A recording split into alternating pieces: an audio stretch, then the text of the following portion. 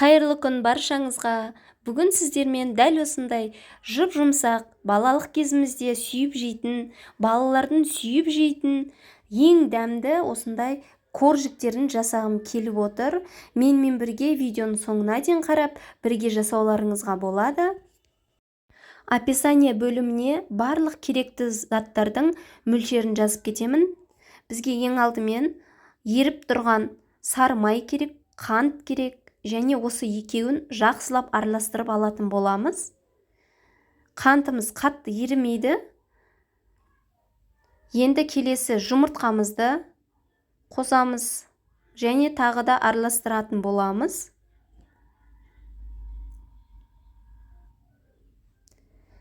Бізге сүт керек болады. Жылы сүтімізді қосамыз. Бұны да жақсылап араластырып алатын боламыз. Барлығы бір келкі болуы керек. Келесі кезек ұнымызды аздап қосып, үстіне сода немесе разрыхитель қосып, жақсылап араластырып, енді осыдан жұп-жұмсақ, эластичный әдемі қамыр илейтін боламыз.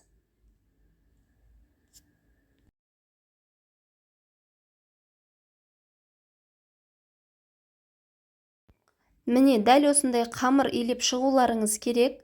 Қамырыңыз қатты болса, коржигіңіз де қатты болады. Сол себепті дәл менікіндей осындай жұмсақ қамыр илеп шықсаңыздар болады. Дайын болған қамырымызды пакетімізге салып, жарты сағатқа демалдырып қоямыз. Есіңізде болсын, қамыр нан сияқты қатты көтермейді, дәл осындай күйде тұратын болады. Енді дастарханымызға ұнымызды сеуіп, оқтауменен жақсылап жайып алатын боламыз. Қатты жұқа да емес, қатты қалың да емес етіп, дәл менікіндей қамырды осылай жайып алыңыздар.